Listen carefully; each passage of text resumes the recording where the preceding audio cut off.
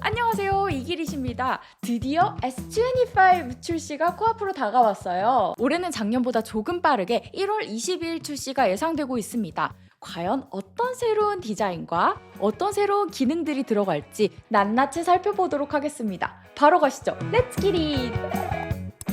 이번에는 무선 충전 얘기부터 해볼게요. 란즈크에 따르면 S25 시리즈에 C2 무선 충전을 지원할 거라고 해요. 그런데 공식 케이스를 통해서 지원한다고 해요. 에? 이 C2가 뭐냐면요, 사실상 맥세이프예요. 저는 이 맥세이프를 아이폰에서 정말 유용하게 잘 쓰고 있거든요. 그래서 갤럭시들을 쓸 때도 이렇게 맥세이프 호환이 되는 케이스들을 사용하고 있습니다. 특히 차에서 이렇게 거치할 때 굉장히 편하고요. 무선 충전을 할 때도 위치를 잘 잡아주기 때문에 열도 덜 나고 충전 효율도 더 좋습니다. 아쉽게도 갤럭시 폰에는 안 들어갈 것 같고 공식 케이스에만 들어갈 것 같습니다. 폰에도 제발 넣어줬으면 좋겠어요. 다음으로 AP는요, 당연히 스냅드래곤 8 엘리트 4 갤럭시가 들어갑니다. 긱벤치 점수가 나왔는데요. 점수가 꽤 괜찮아요. 스냅드래곤 8 엘리트는 이미 중국계 폰에 탑재가 돼서 시장에 나와 있기 때문에 실기기로 테스트가 모두 완료돼 있습니다. 멀티 점수는 당연히 현존 최강이고요. 싱글 코어 점수는 아이폰의 A18 프로 칩에 살짝 못 미치는 정도입니다. 이번 갤럭시에 탑재될 스냅드래곤 8 엘리트 4 갤럭시는요, 이전 세대처럼 클럭이 조금 더 높게 뽑히는 버전일 것으로 예상됩니다. 그로 인해 싱글 점수가 조금 더 높을 테니까요, 안드로이드 진영에서는 제일 좋을 것으로 보입니다. 문제는 일반과 플러스 모델이에요. 지난번에도 엑시노스가 탑재됐었죠. 스냅드래곤이 좋지만 지금 환율도 그렇고 가격이 계속 올라가고 있거든요. 그러니까 삼성 MX 사업부 입장에서는 부담스러울 수밖에 없을 거예요. 그래서 갤럭시 탭 S10 시리즈에는 스냅드래곤도 엑시노스도 아닌 무려 미디어텍의 디멘시티가 들어갔었죠. 이번 일반과 플러스 모델에는 엑시노스가 들어간다, 스냅드래곤이 들어간다, 거의 지금 출시가 임박했는데도 뭐 엑시노스 수율 문제랑 얽혀가지고 이럴 수도 있다 저럴 수도 있다 엎치락 뒤치락 하고 있습니다. 그 중에서도 울트라 와이드밴드 관련해서 잠깐 얘기를 하자면요, 스냅드래곤 8 엘리트는 패스트 커넥트 7900 플랫폼으로 블루투스, 와이파이, 울트라 와이드밴드를 칩셋 하나에다 통합을 했어요. 그래서 다 스냅드래곤 들어가면 울트라 와이드밴드 다 되는 거 아니냐, 이런 얘기도 있었는데요. 하드웨어적으로는 당연히 구현이 가능하나 UWB를 넣을지 뺄지는 OEM이 결정하는 사항이라고 해요. 여기서는 삼성이 되겠죠. 이거는 이미 스냅드래곤 8 엘리트를 넣은 채로 출시된 중국계 핸드폰들을 보면 알 수 있는데요. 원플러스 13이나 샤오미 15의 기본 모델들을 보면 스냅드래곤 8 엘리트를 썼지만 UWB를 지원하지 않는 걸 볼 수 있습니다. 그래서 다 스냅드래곤을 넣는다고 치더라도 UWB가 다 들어갈 거냐에 대한 대답은 모른다입니다. 아마도 기본 모델은 안 넣어주면서 급 차이를 두지 않을까라는 추측을 해봅니다. 하여간 여전히 엑시노스가 들어갈지 스냅드래곤이 들어갈지 모르는 상황인데요. 지금 현재 시점에서는 엑시노스 쪽으로 좀 기울고 있는 것 같기는 해요. 그래서 제가 계속 유출 정보 모니터링하면서 업데이트 하도록 하겠습니다.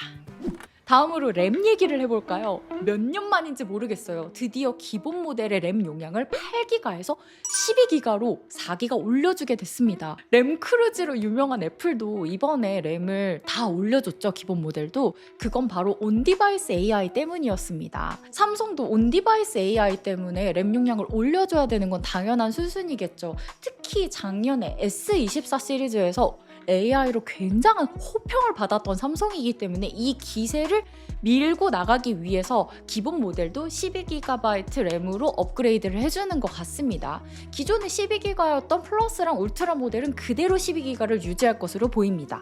디스플레이 소자는 변화가 없을 것이라고 합니다. 현재 S24 울트라에 들어간 디스플레이 소자가 M13 OLED인데요. 이것과 동일한 M13 OLED 소자가 들어갈 것으로 예측이 됩니다. 현재 아이폰 16 시리즈에는요, M14 OLED가 들어가 있는데요.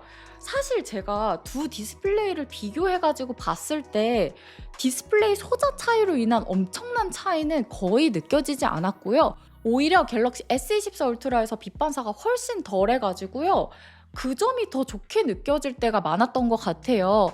하지만 원가 때문에 이전 세대 소자를 넣어준다는 거는 좀 아쉽긴 합니다. 디스플레이 사이즈는 조금 변화가 있습니다. 기본 모델은 기존과 동일하게 컴팩트한 사이즈를 유지하고요.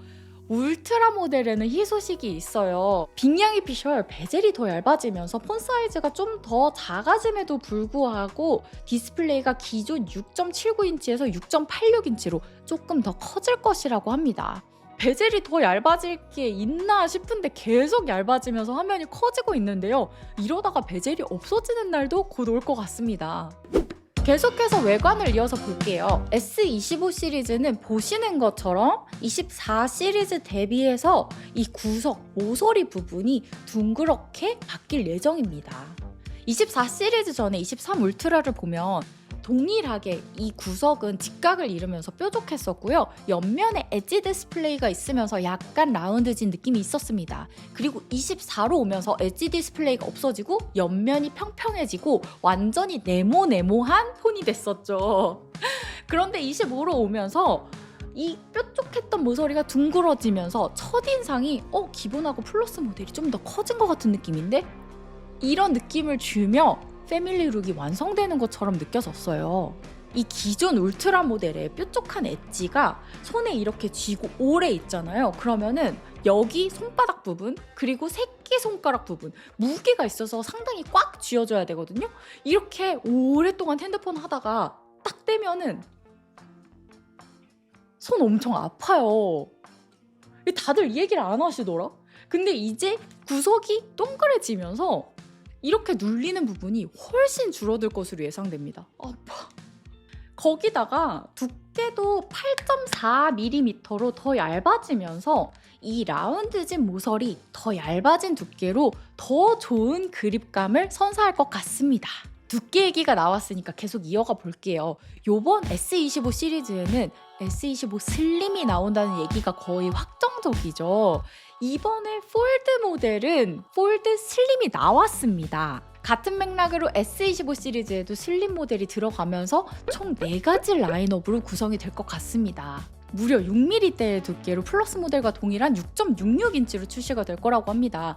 이게 얼마나 얇은 거냐면요. 제가 어렸을 때 쓰던 아이폰 6예요. 아직도 되는 게 너무 신기한데 제가 막 고쳐가지고 썼던 모델이거든요. 이거 두께가 6.69mm입니다.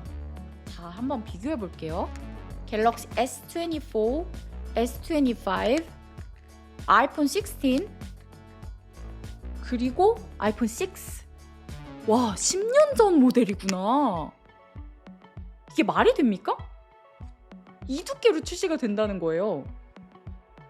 아이폰 17 슬림 라인업도 유출이 있었죠. 근데 그거보다 기대감이 더 높아요. 왜냐면 얇아진다고 성능을 포기하고 하위 라인업으로 가는 게 아니라 성능은 거의 울트라급에 준하게 플러스와 울트라급 사이의 라인업으로 구성이 될 예정이라고 합니다. 너무너무 기대가 됩니다. 실제 생산은 2분기에 300만 대로 시작을 해서 시장 반응을 보고 조절할 거라고 하는데요. 단점을 예상해 보자면요. 두께를 얇게 하려면 어쩔 수 없이 배터리 같은 거 조금 손해를 봐야겠죠. 그런데 용량을 좀 줄이더라도 요즘 칩 전성비가 워낙 좋기 때문에 그런 부분에서 조금 보완이 된다고 볼 수 있을 것 같아요. 그런데 문제는 바로 카메라입니다. 특히 이 망원 카메라가 센서까지의 거리가 필요하기 때문에 두께를 줄이는데 상당한 어려움이 있는데요. 기존의 S24 울트라 모델은 망원 렌즈가 직각 프리즘 형태였는데 S25 울트라는 ALOP라는 기술이 적용돼서 두께를 얇게 만들면서도 망원 렌즈를 구현이 가능하게 만들었다고 합니다.